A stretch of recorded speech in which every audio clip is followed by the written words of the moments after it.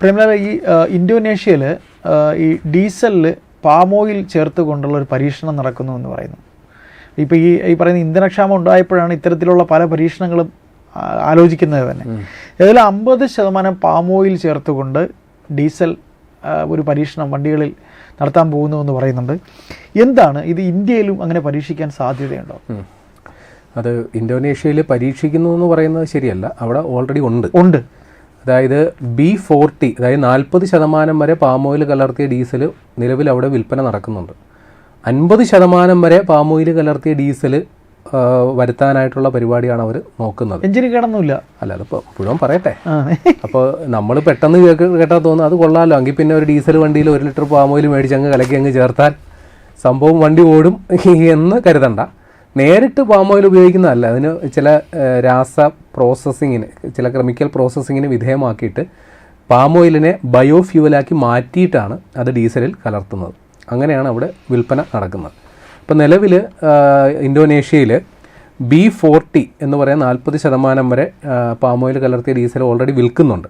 അപ്പോൾ അത് 50%, അതായത് പകുതിക്ക് പകുതി പാം ഓയിൽ കലർത്തിയ ഡീസൽ വിൽക്കാനായിട്ടുള്ള പ്രധാന കാരണം നേരത്തെ പറഞ്ഞതുപോലെ അന്താരാഷ്ട്ര വിപണിയിൽ ഉണ്ടായ ഒരു വിലക്കയറ്റമുണ്ടല്ലോ. യുദ്ധത്തിൻ്റെ സമയത്ത് ക്രൂഡ് ഓയിലിൻ്റെ വില ബാരലിന് $120 വരെ പോയ സമയത്താണ് ഇന്തോനേഷ്യ ഇങ്ങനൊരു തീരുമാനമെടുത്തത്, 50-50 എന്ന രീതിയിലും. അതിന് കാരണം ഡീസലിന് വലിയ രീതിയിൽ അവിടെ വിലക്കയറ്റം അനുഭവപ്പെടുന്നുണ്ട്. നമുക്കും അറിയാമല്ലോ, നമ്മുടെ നാട്ടിലും ഇന്ധന വിലവർധന ഉണ്ടായി.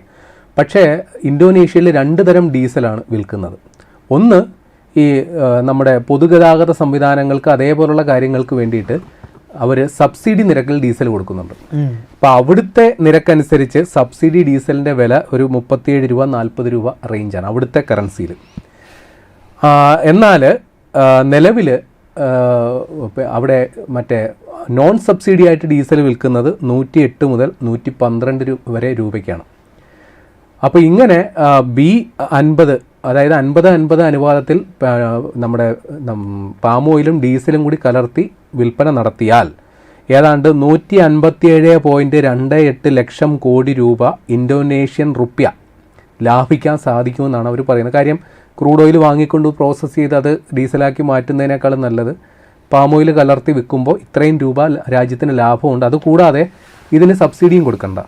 മറ്റേ ഡീസലിനാണ് ഉയർന്ന വില കുറയ്ക്കാനായിട്ട് സബ്സിഡി കൊടുക്കണം. അപ്പോൾ സബ്സിഡിയുടെ ഭാരവും കുറയും, ഇറക്കുമതിയുടെ ക്രൂഡ് ഓയിൽ ഇറക്കുമതിയുടെ ഭാരവും കുറയും. അപ്പോൾ 2 ബെനിഫിറ്റ് ഉള്ളത് കൊണ്ടാണ് ഇന്തോനേഷ്യ ഈ പാം ഓയിൽ കലർത്തിയ ഡീസൽ വിൽക്കുന്നത്.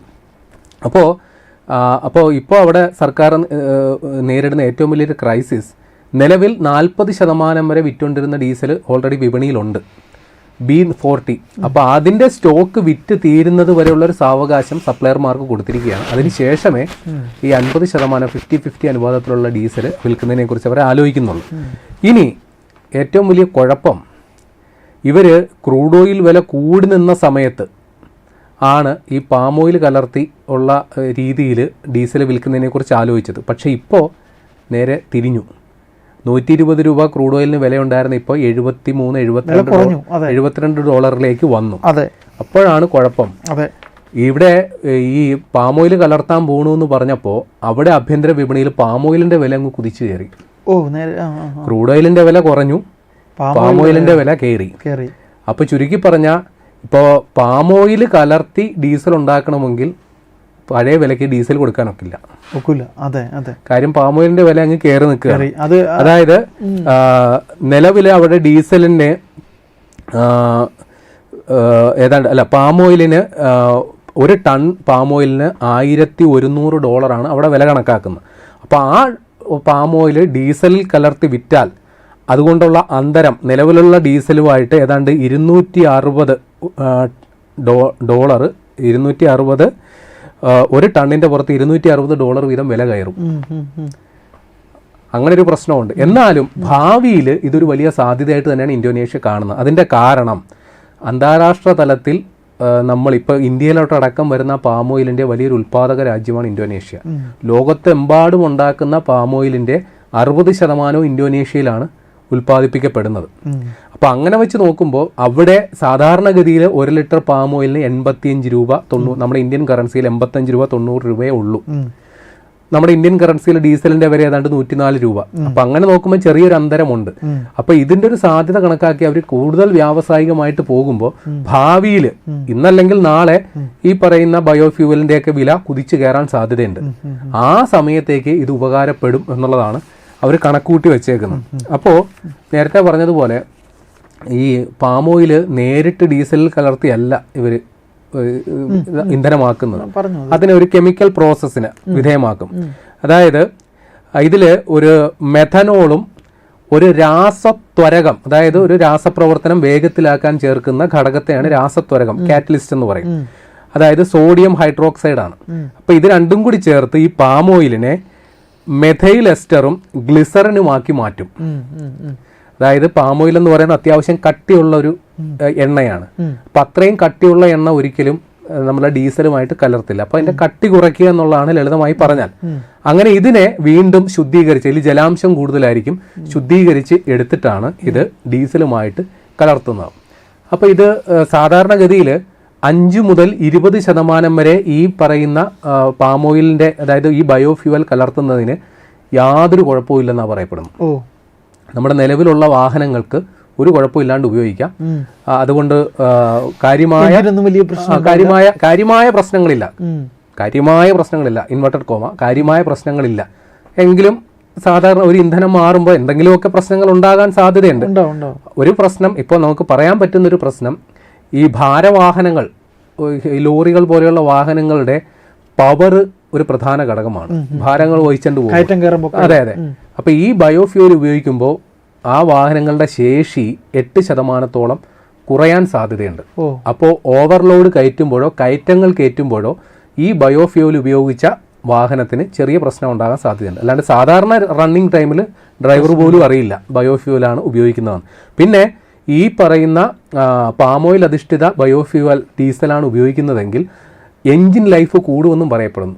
കാരണം ഇതിനൊരു വഴുവഴുപ്പുണ്ടല്ലോ. മനസ്സിലായി. അപ്പോൾ അതുകൊണ്ട് ഇതിന്റെ എഞ്ചിന്റെ തേയ്മാനം കുറയും. കാർബൺ ബഹിർഗമന തോതും പരിസ്ഥിതി സൗഹൃദമാണെന്ന് പറയപ്പെടുന്നുണ്ട്. അപ്പോൾ ചുരുക്കി പറഞ്ഞ എന്തുകൊണ്ടും നല്ലൊരു സെറ്റപ്പ് തന്നെയാണ്. അപ്പോൾ നമുക്ക് പൊതുവിൽ ചിന്തിക്കുമ്പോൾ ഇന്ത്യക്ക് ഇത് എത്രത്തോളം സാധ്യമാണ് എന്നുള്ളതാണ് നോക്കേണ്ടത്. അത് പറയുമ്പോൾ ഇത്തിരി രസമാണ്. ഇന്ത്യയിൽ ഇപ്പോൾ വിൽക്കുന്നത് ഡീസൽ ഏകദേശം 104 രൂപ ചില്ലറ പൈസയ്ക്കാണ്. ഇവിടെ 1 ലിറ്റർ പാം ഓയിലിന് 110 മുതൽ 160 രൂപ വരെയാണ് വില. നമുക്ക് പാം ഓയിലിന്റെ വലിയൊരളവ് ഇറക്കുമതി ചെയ്യാതെ നിവൃത്തിയില്ല. നമ്മുടെ ഇവിടെ പരിമിതമായ ഉൽപ്പാദനം പാം ഓയിൽ നടക്കുന്നുള്ളൂ. നമുക്ക് വരുന്നത് മലേഷ്യയിൽ നിന്നോ ഇന്തോനേഷ്യയിൽ നിന്നൊക്കെയാണ് വരുന്നതും. അപ്പോൾ 110 മുതൽ 160 രൂപ ലിറ്ററിന് വിലയുള്ള പാം ഓയിൽ നമുക്ക് ഡീസലിൽ കലർത്തി വിൽക്കുക അത്ര നടക്കുന്ന കാര്യമല്ല. കാര്യം ഡീസലിന്റെ വില കൂടും. ഇത് വെറുതെ പാം ഓയിൽ നേരിട്ട് അങ്ങോട്ട് ഉപയോഗിക്കില്ല. അതിനെ പ്രോസസ്സിങ്ങിന് വിധേയമാക്കുമ്പോൾ വീണ്ടും അതിന്റെ ചെലവ് കൂടും. അപ്പൊ അതൊരിക്കലും നമ്മുടെ സാഹചര്യത്തിൽ പ്രായോഗികമല്ല. നമ്മളെ സംബന്ധിച്ച് മറ്റേ ഐസോബ്യൂട്ടനോൾ എന്ന് പറയുന്ന ഒരു സംഗതിയെ കുറിച്ചാണ് ഇപ്പോൾ ആലോചിക്കുന്നത്.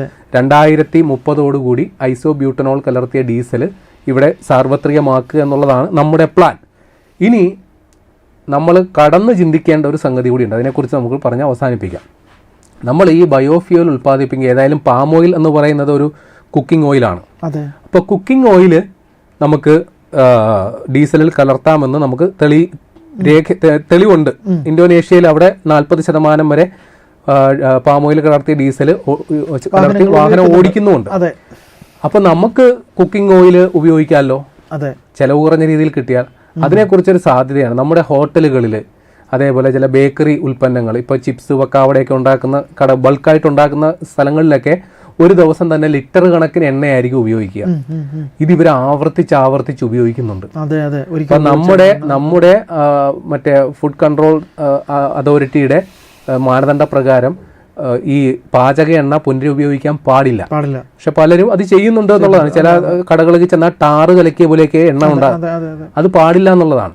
ഇപ്പൊ നമ്മുടെ കേന്ദ്ര സർക്കാർ ആവിഷ്കരിച്ച ഒരു പദ്ധതിയുണ്ട്, RUCO, അതായത് റൂക്കോ എന്ന് വേണമെങ്കിൽ അതിനെ വിളിക്കാം. റീപർപ്പസ് യൂസ്ഡ് കുക്കിംഗ് ഓയിൽ എന്നാണ് അതിന്റെ മുഴുവൻ പേര്. അതായത് ഉപയോഗിച്ച എണ്ണ വീണ്ടും പുനരുപയോഗിക്കുക. മുമ്പ് കാലത്ത് ഇത് ചില ലൂബ്രിക്കൻസ് ഒക്കെ ഉണ്ടാക്കാനുള്ള സാധ്യതയെക്കുറിച്ചൊക്കെ ചില ആലോചനകൾ ഉണ്ടായിരുന്നു. പക്ഷേ ഇപ്പോൾ ഇതിനെ ബയോഫ്യൂലാക്കി മാറ്റാം ഇത് തെളിയിക്കപ്പെട്ടിട്ടുണ്ട്. ഹരിയാനയിലും മുംബൈയിലും ഒക്കെ നിലവിൽ ഇത് ഇങ്ങനെ ഈ കുക്കിംഗ് ഓയിൽ ഉപയോഗിച്ച് പ്ലാന്റുകൾ പ്രവർത്തിക്കുന്നുമുണ്ട്. അപ്പം നമ്മുടെ ഈ RUCO പദ്ധതി പ്രകാരം ഇതേപോലെ ബൾക്കായിട്ട് നമ്മുടെ കുക്കിംഗ് ഓയിൽ ഉപയോഗിക്കുന്ന സ്ഥാപനങ്ങളിൽ നിന്ന് അവർ കളക്ട് ചെയ്യുന്നുണ്ട്. അതിന് 40 രൂപ മുതൽ 60 രൂപ വരെ വിലയും കൊടുക്കുന്നുണ്ട്. അപ്പം ഇത് ഉപയോഗിച്ച് നമ്മൾ ബയോഫ്യൂവൽ ഉണ്ടാക്കുന്നുമുണ്ട്. പക്ഷേ അങ്ങനെ ഉണ്ടാക്കുന്ന ബയോഫ്യൂവൽ നമ്മുടെ മൊത്തം ഡീസലിൻ്റെ ആവശ്യകതയുടെ 0.6% മാത്രമേ ആവുന്നുള്ളൂ. വളരെ പരിമിതമായ പണി കൂടുതൽ വരൂലേ അങ്ങനെ ഈ ഉപയോഗിച്ച് കഴിഞ്ഞാൽ എണ്ണ ഫിൽട്ടർ ചെയ്യുന്നതും അതിന്റെ കെമിക്കൽ അല്ല. 40 മുതൽ 60 രൂപയ്ക്ക് വരെ കിട്ടുന്ന പിന്നെ കുക്കിംഗ് ഓയിൽ ശുദ്ധീകരിച്ച് 104 രൂപയ്ക്ക് വിൽക്കുന്ന ഡീസലിൽ കലർത്തിയാൽ ലാഭമോ നഷ്ടമോ? അത് നഷ്ടമാണ്. ശരി, എങ്ങനെ നഷ്ടം? അല്ല, ആദ്യം പറഞ്ഞാണെങ്കിൽ ലാഭമാണ്. അതെ, അതായത് 60 രൂപ, പരമാവധി 60 രൂപയ്ക്ക് കിട്ടുന്ന പൊരിച്ച എണ്ണ, അതെ, ഉപയോഗിച്ച് കഴിഞ്ഞ എണ്ണ എടുത്ത് 104 രൂപയ്ക്ക് കൊടുക്കുന്ന ഡീസലിൽ കലർത്തിയാൽ പ്രത്യക്ഷത്തിൽ സാമ്പത്തികമായ അത് ലാഭം തന്നെ. പക്ഷെ അതിൽ ആ പറയുന്ന ഉപയോഗിച്ച് കഴിഞ്ഞ എണ്ണ കെമിക്കലൊക്കെ ചേർത്ത് പിന്നെ വൃത്തിയാക്കണ്ടേ? കാര്യം അതിൽ അല്ല, അതാണ് ഞാൻ പറഞ്ഞ അത് അതേപോലെ എടുത്ത് ഡീസലിൽ കലർത്തുന്നല്ല ഈ പറയുന്നത്. അതിലാണെങ്കിൽ വാഹനം ഓടിക്കുമ്പോൾ ചിക്കന്റെ ഒക്കെ മണം നമുക്ക് കിട്ടും. അതല്ല, ഇതേപോലെയുള്ള കെമിക്കൽ പ്രോസസ്സിനെ അതും വിധേയമാക്കിയിട്ട് ബയോഫ്യൂവലായിട്ട് മാറ്റുന്നുണ്ട്. ബയോഫ്യൂവലായിട്ട് മാറ്റിയ ശേഷം ഈ പറയുന്ന രീതിയിൽ മാറ്റും. അപ്പോൾ ഇങ്ങനെ നമുക്ക് നിലവിൽ ഉണ്ടാക്കുന്ന ഇത്തരം ബയോഫ്യൂവൽ വെറും 34 ലക്ഷം ടൺ മാത്രമേ ഉണ്ടാക്കാൻ പറ്റുള്ളൂ. അത്രേ പറ്റും. വളരെ പരിമിതമായിട്ട് മാത്രമേ പറ്റുന്നുള്ളൂ. പിന്നെ ഇതിന്റെ കുഴപ്പം ഈ വ്യവസായശാലകളിൽ ഉപയോഗിക്കുന്നതിന്റെ ഏതാണ്ട് ഇരട്ടിയോളം വീടുകളിൽ കുക്കിംഗ് ഓയിൽ പാഴായി പോകുന്നുണ്ട്. കാര്യം നമ്മളിപ്പോൾ പപ്പടം കാച്ചാനോ മറ്റോ എടുക്കുന്ന എണ്ണ ഒരു പരിധി കഴിഞ്ഞാൽ നമ്മളതങ്ങ് കളക്ഷിക്കുക എന്നുള്ളതാണ്. അപ്പൊ ഇത് നമുക്ക് ശേഖരിക്കാൻ നിലവിൽ സംവിധാനമില്ല. പിന്നെ ഈ ഹോട്ടലുകളും അതേപോലുള്ള സംവിധാനങ്ങളൊക്കെ ഒരു പരിധിക്കപ്പുറം ഈ പദ്ധതിയോട് സഹകരിക്കുന്നില്ല. നിർബന്ധിതമായി ചെയ്യേണ്ട സംഗതിയാണ് ഇത്. പിന്നെ ഈ ഒരു പരിധിക്കപ്പുറം ഈ ടാറ് പോലായ എണ്ണ ഒരു പരിധിക്കപ്പുറം ഉപയോഗിക്കാൻ പറ്റാത്തതുകൊണ്ട് അവരത് കളയുകയാണ് പതിവ്. ശരിയാണ്. അപ്പൊ അതുപോലും പക്ഷെ അങ്ങനെ കളക്ട് ചെയ്യാനായിട്ടുള്ള സംവിധാനങ്ങൾ നമ്മുടെ നാട്ടിൽ സാർവത്രികമായിട്ടില്ല. അപ്പം അങ്ങനെ ഒരു സംവിധാനം നമ്മുടെ ഈ പാൽ സൊസൈറ്റി പാലളക്കുന്നത് പോലെ ഓരോ ഹോട്ടലുകളും കേന്ദ്രീകരിച്ച് ഇങ്ങനൊരു സംവിധാനത്തിലേക്ക് വന്നാൽ നമുക്കത് ബയോഫ്യൂവലാക്കി മാറ്റാൻ പറ്റുകയാണെങ്കിൽ ഭാവി കാലത്ത് അതിൻ്റെ സാധ്യത വളരെ വലുതാണ്.